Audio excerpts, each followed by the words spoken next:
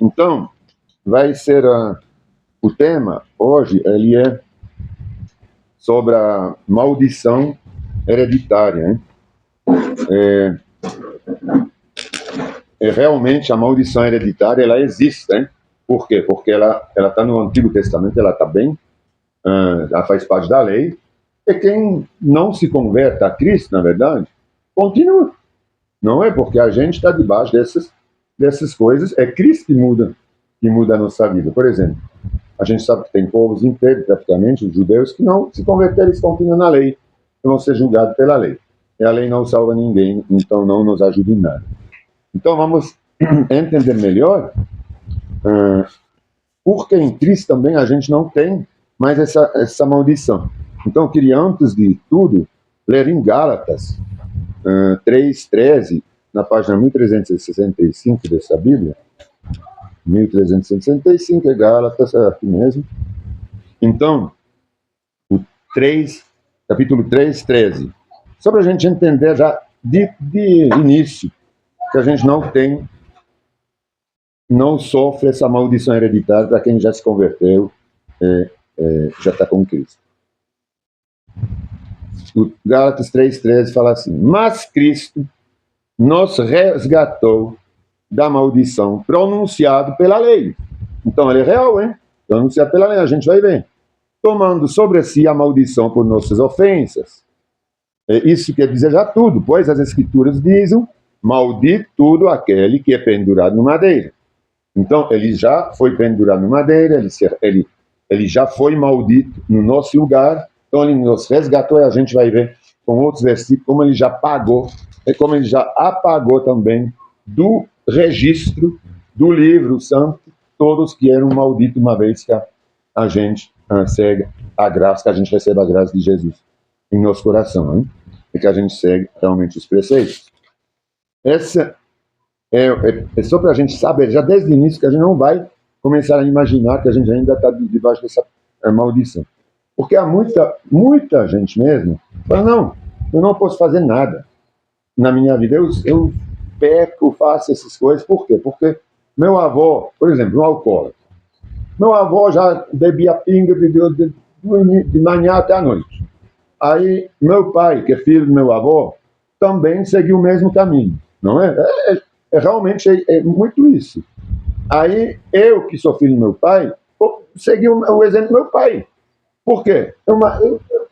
É hereditário, é assim, é na família, é verdade. O pior é que é verdade, porque está na palavra. Agora, a partir do momento que eu tomo a decisão de seguir a Cristo, eu quebro isso aí, porque eu entro debaixo da graça. Então não tem mais essa herança, mas ela existe, não é uma... Tem muitos depois que falam, não, porque isso aqui é crença. Mas não é crença. É de verdade, o demônio age. O demônio age na vida das pessoas. Não precisa ser endemoniado para gritar, mas o demônio mantém preso na prisão. Ele mantém amarrado no alcoolismo, nas drogas, cheio de coisa. Né? Doenças também, né? Em doenças. Esquizofrenia. Todas essas coisas. Tudo que é coisa ruim. Sim. Tudo. Na verdade, tudo que é ruim, que Jesus fala que ele se encarregou na cruz, o demônio quer provar o contrário. Não, você não encarregou nada. Você não pode viver feliz com isso, você não pode estar feliz. É claro que a gente pode, né? A gente é liberto disso. Às vezes a gente não é liberto na carne. Por exemplo, se me falta um braço, né? Eu cortei um braço, eu não, obrigatoriamente, ele vai me recriar um braço. Não é na carne, mas eu posso viver muito feliz com um braço a menos. E não culpar sempre a Deus. Por quê, Senhor? Por quê? Eu recebo muitas coisas assim. Por quê? Eu estou 2 anos... Essa semana, estou 2 anos orando para alguma coisa. Por que, Senhor, se não atende minha oração? É porque está orando só para o umbigo. Não está orando para ser servo. Está orando para receber só. Entendeu? A gente tem que começar para servir para poder receber. É assim que Jesus veio. Ele não veio para receber, ele veio para servir. Quando a gente entende isso, a felicidade já começa a sair de dentro para fora. A gente não está esperando a felicidade entrar de fora para dentro. Isso não funciona. Então, vamos ler em Deuteronômio 7:9, capítulo 7, versículo 9. A página da Spurgeon é 215.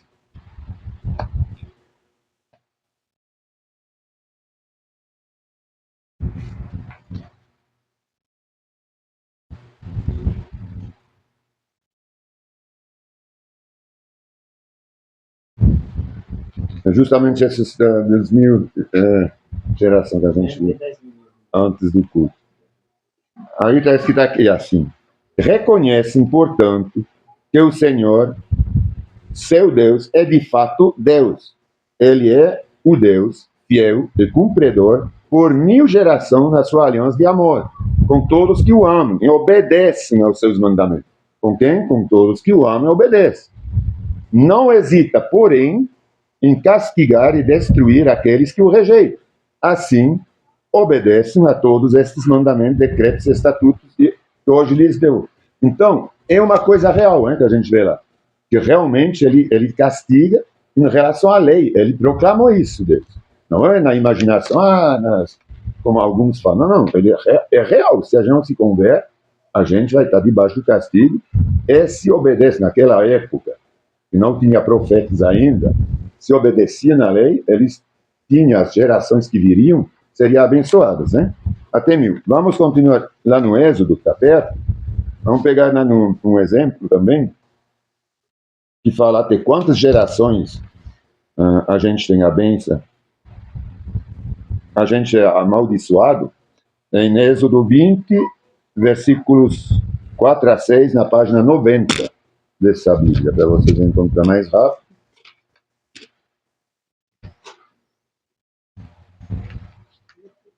Hoje a gente vai mexer muito na Bíblia. 20, 4 a 6, hein? Êxodo 20, é 4 a 6, hein? É, 4 a 6. Aí ele fala assim aqui, nos 10 mandamentos: não faça para si espécie alguma de ídolos ou imagem de qualquer coisa no céu, na terra ou no mar.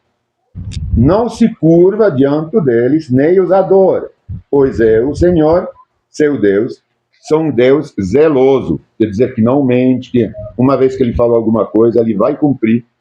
Trago as consequências do pecado dos pais que adoram ídolos, que se curvam na frente, sobre os filhos até a terceira e quarta geração dos que me rejeitam. Então, até 4 gerações são amaldiçoados naquela época.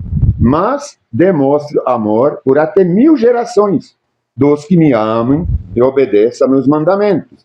Então, a gente não pode, de maneira alguma, se curvar na frente de uma imagem, de uma estátua. Isso Deus, é claro, ele vai amaldiçoando quem faz isso. Entendeu? E se a gente não se converte, a gente fica nesse aí. Entendeu? Aí, continuando agora com o Antigo Testamento, quando aí as coisas já mudaram, na verdade, no Antigo Testamento, a gente vai ver que já Deus, através dos profetas, ele já começa a mudar o rumo dessa maldição. Os profetas mudaram isso. Mas a gente vai ver ainda, antes, a confirmação do que a gente acabou de ler, quando Moisés ele chegou na frente de Canaã, da terra prometida, é que ele advertiu a nova geração que tinha que entrar em Canaã sobre todas essas maldições. Né? Então a gente vai ler em Deuteronômio, capítulo 5, versículo 9 a 10. Deuteronômio 5, a página é 213 nas coisas.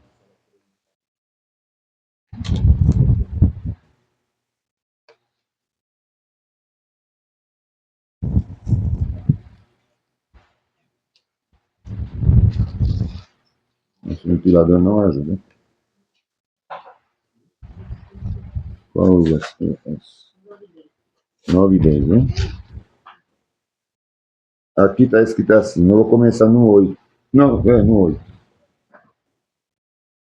Aqui é uma ele deu a lei, né? Que a gente viu que não podia se curvar. Aí eles chegaram, esse aqui quando recebeu a lei, né? Depois de 2 anos, quase Não, logo no deserto, quando eles estavam no deserto, que eles saíram do Egito. Eles fizeram 2 anos, só para recapitular, para saber por que ele repete isso. Eles andaram 2 anos para chegar em Canaã, certo? No deserto.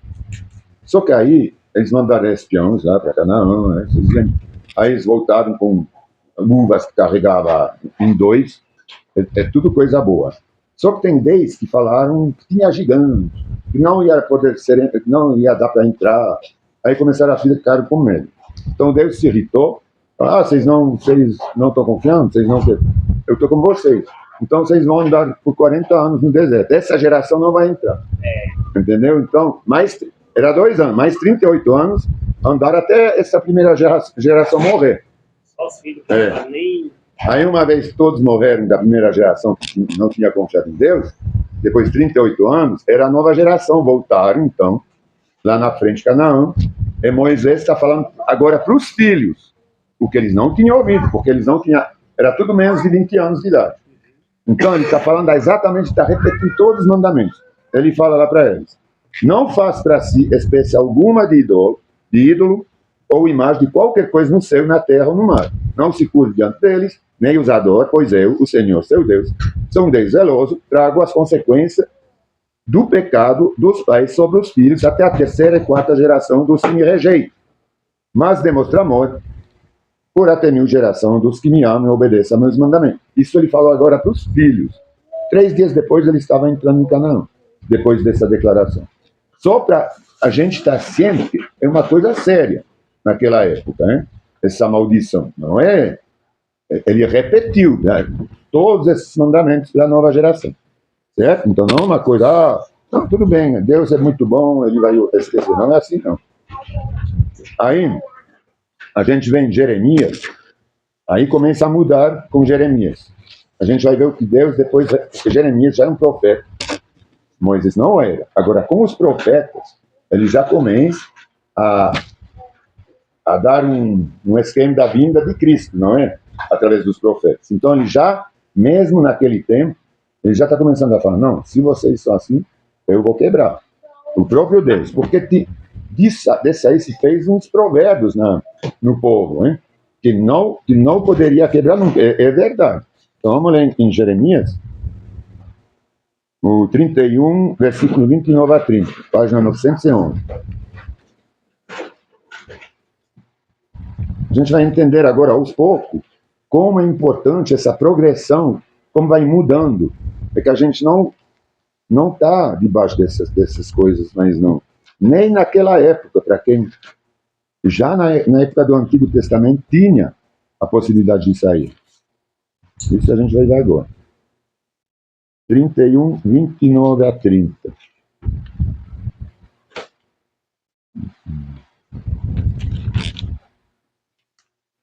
Pronto. Aí ele fala assim, o povo não citará mais este provérbio.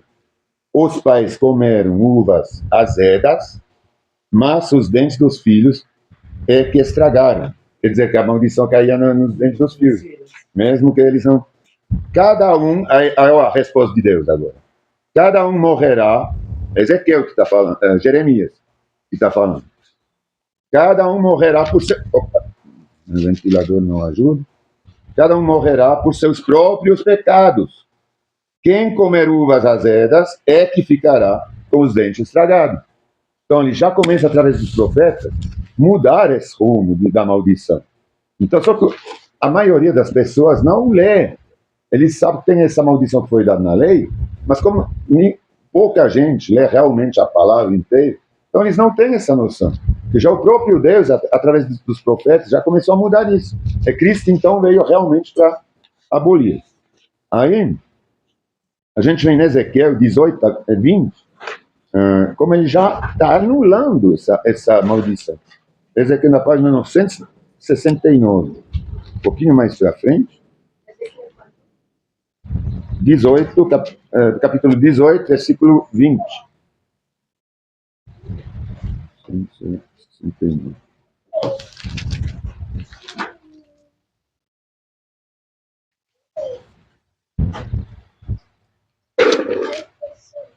Glória a Deus. Deus é muito bom, porque ele já naquela época já não queria mais que os filhos sofrem dos erros dos pais, né? Ou dos avós, ou de quem, qualquer tipo. No versículo, eu vou começar no 19, né? Ezequiel 18, versículo 19 até o 20. Vocês, porém, perguntaram: como assim? O filho não paga pelos pecados do pai? Porque era na praxe, né? Era na lei. Aí Ezequiel fala: não, pois se o filho faz o que é justo e certo, e guarda meus decretos, ele certamente viverá. Os profetas são porta-voz de Deus, né? Falando, de Deus falando através de Ezequiel. Aquele que pecar é que morrerá.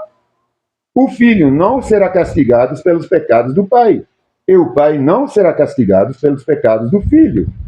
Os justos serão recompensados por sua justiça e os perversos serão castigados por sua perversidade. Então a gente vê que até o Antigo Testamento ele já traz essa graça, hein? As pessoas que não enxergam isso realmente não vão poder enxergar nem a graça de Deus, porque se já no Antigo Testamento ele tinha abolido Deus através dos profetas e a voz dele, então imagine quem não vem com Jesus Cristo, eles não vão acreditar, a menos que eles nem conheçam esses textos. É verdade que é difícil, né, o pessoal conhecer.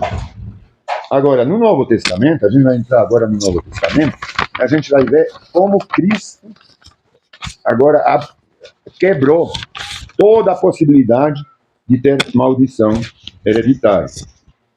Vamos, através da graça. Vamos entrar com João, Evangelho de João, no capítulo 9, versículo 1 a 3. Página 1245. Hoje é meio... não é tão técnico, mas a gente tem que... é para fechar esse tema, hein? De uma maneira assim, mais expositiva, mais explicada, é não tão teológica. João 9...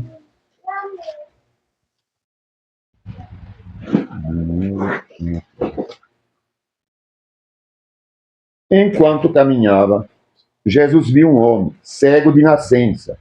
Seus discípulos perguntaram: Rabi, por que este homem nasceu cego? Foi por causa dos seus próprios pecados ou foi por causa dos pecados dos seus pais? Aí Jesus respondeu. Aqui ele está falando de maldição hereditária, né, quando ele fala dos pecados dos pais. Jesus respondeu: nem uma coisa nem a outra. Isso aconteceu agora para que o poder de Deus seja manifesta sobre ele. Então, é só ele se converter. Aí Deus vai poder manifestar seu poder. Porque isso aqui é Jesus falando. Porque senão a graça não teria poder nenhum. Ele não nasceu por causa... Aqui ele está falando que ele não nasceu por causa do pecado hereditário. Por quê? Porque a gente acabou de ver que os profetas já tinham explicado isso, já tinha abolida, que o Jeremias, o Ezequiel já tinha falado em nome de Deus que o filho não pagaria mais pelo pecado dos seus pais, com o exemplo da uva azeda. Uma vez é por outro exemplo em Ezequiel. Então, é por isso que ele fala, nenhum nem a outro. Porque se não tivesse tido os profetas avisando, óbvio que seria a lei, óbvio que seria por causa da herança da lei que foi pronunciada. Mas como o próprio Deus já tinha abolido isso, então não é outro. Agora vai ser para mostrar para todos quão forte é a graça, quão grande é a graça do Senhor. Porque ele vai poder ser um testemunho. Só tem que se converter. Né? E não quer dizer que ele vai usar sempre todo mundo para isso também. Isso aqui também é Deus que decide. Hein? Porque Deus não é devedor nosso. Nós somos devedores. Em Galatas, aí, eu não vou repetir, porque eu vou abrir com Gálatas, hein? Que não tem nenhuma condenação. Então vamos passar direto para Colossenses. Em Colossenses também tem o cancelamento do registro nosso, quando a gente se converte. Hein? Colossenses na página 1386. Colossenses 2, 13 a 15. 1386.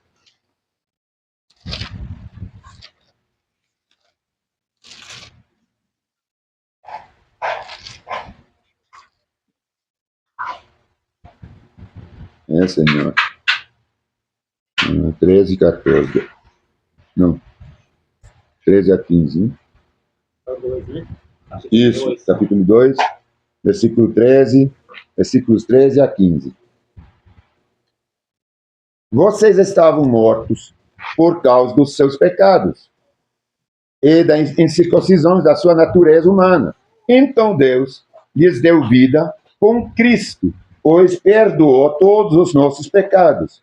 Ele cancelou o registro de acusações contra nós. Isso é Cristo que fez. Então não tem possibilidade de a gente continuar debaixo de uma antiga aliança, de uma antiga proclamação. Porque Cristo fez isso. Cancelou o registro de acusações contra nós, removendo-o e o pregando na cruz. Desse modo, desarmou, acabou a bomba que nos amaldiçoava. Os governantes, as autoridades espirituais. Falar de governantes, autoridades espirituais, não dos nossos governantes. E os envergonhou publicamente ao vencê-los na cruz. Então não tem como, não tem nenhuma possibilidade a gente continuar num livro que não seja um livro da salvação. A gente não ser encontrado no livro, porque o registro de acusação que estava lá registrado como se fosse no cartório, foi cancelado. Ele foi pregado na cruz com Jesus. Só que tem que se converter e acreditar nisso. É uma questão de fé, não é mais uma questão de obras. Porque antes a lei era baseada em obras. Para poucas pessoas na fé. Mas para a maioria do povo era obras. A fé era só para os escolhidos. Aí, continuando para demonstrar como com Cristo, agora a gente é uma nova criatura, não tem mais nada a ver com o que a gente nasceu, que a gente nasce em Adão, mas só que a gente tira essa criatura adâmica, para virar uma nova criatura. Então, uma criação de Deus. A gente, a criatura, que agradou a Deus porque a gente se converteu a seu filho, que seu filho é ele mesmo, não é Deus. Em 2 Coríntios, capítulo 5, versículo 17. Na 1315, para ser mais rápido. É no mesmo sentido, depois a gente vai ler em 1 Pedro. 1315, 17. Cadê? Eu preciso trocar essa Bíblia mesmo, que eu não vejo nem mais os versículos. Está tão rabiscado. Eu não vejo nem mais o número do versículo.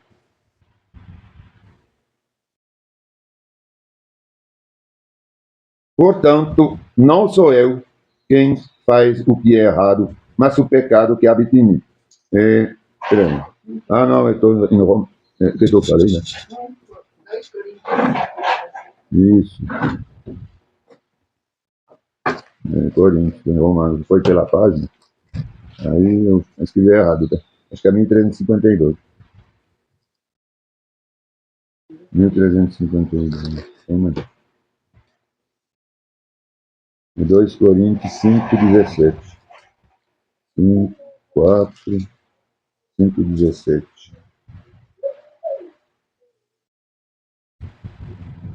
Logo, todo aquele que está em Cristo se tornou nova criação. Nova criação. A velha vida acabou e uma nova vida teve início. Então, é uma nova criação. Jesus, ele nos recria. Não é só a gente que vira uma nova criatura assim. É uma nova criação e logo aquele se tornou uma nova criação. A velha vida acabou e uma nova vida teve início. Então, tudo que é velho, Antigo Testamento, acabou junto. A gente é recriado junto a Cristo. Está confirmado em 1 Pedro, capítulo 1, versículo 18 a 19, 1439 nessa página. Está bem no finalzinho, 1 Pedro.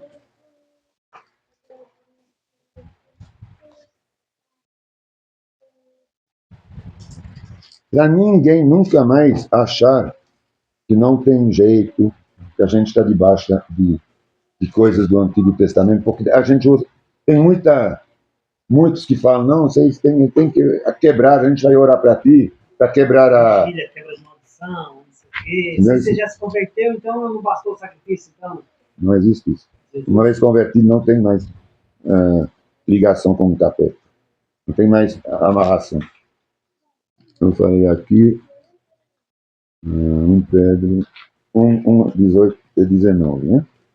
Versículo 18 e 19 do capítulo 1 de 1 Pedro. Pois vocês sabem que o resgate para salvá-los do estilo de vida vazio que herderam dos seus antepassados não foi pago com simples ouro ou prata, que perdem seu valor, mas com o sangue precioso de Cristo, o Cordeiro de Deus, sem pecado nem mancha. Então, a gente não tem mais, a gente foi resgatado, é um resgate que a gente tem, né? O está escrito aqui, pois vocês sabem que o resgate para salvá-los do estilo de vida vazio. Imagine que esses que eram filhos dos pais que não tinham conhecido Cristo. Então, é por isso que ele fala dos seus antepassados, não são os pais, mas os que vêm lá de Moisés, de Abraão, certo? Então, a gente foi resgatado através desse sacrifício.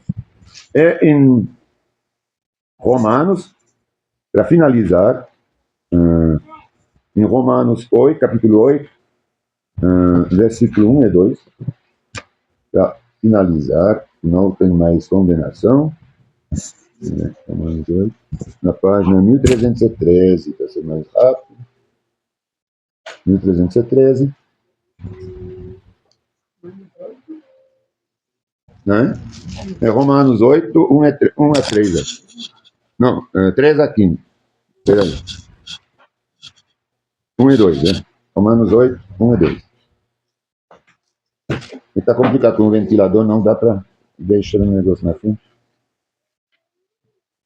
Agora, portanto, já não há nenhuma condenação para os que estão em Cristo Jesus, pois em Cristo Jesus a lei do Espírito é que dá vida e os libertou da lei do pecado que leva à morte. Então não há mais em Cristo Jesus nenhuma condenação, nem da lei, nem dos antepassados, nem de quem fez coisa errada, que a gente é ligado pelo sangue.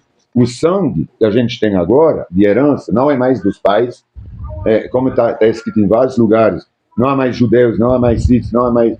O sangue é de Cristo. Nós somos cristãos, nós não somos mais israelitas, brasileiros. Uma vez convertido, não há mais condenação. A condenação a gente tinha herdado através de Adão. A nossa natureza adâmica, ela foi substituída pela natureza de Cristo. Cristo é sempre chamado de segundo Adão, hein? Então, teve o primeiro Adão, que trouxe todas essas consequências ruins, e teve Cristo, que é o segundo Adão, que veio para nos salvar, justamente da mal escolha de Adão, na verdade de Eva, hein? Mas que Adão, infelizmente, não quebrou, mas entrou na onda. Então, vamos agradecer a Deus, sabendo agora que a gente não tem mas nenhuma condenação, mas precisa também realmente seguir. Mas perde também, né? Perde essa graça, justamente a gente falava no início do culto, que não pode ser perdida, isso não é verdade, né? A gente pode renegar a Cristo de muitas maneiras. Tem vários aí, né? De muitas maneiras. Perdeu porque desviou, né? E nosso testemunho é uma das maneiras mais fáceis de renegar a Cristo, na verdade, porque em Timóteo ele fala que através da nossa fama a gente sabe se é de Cristo ou não.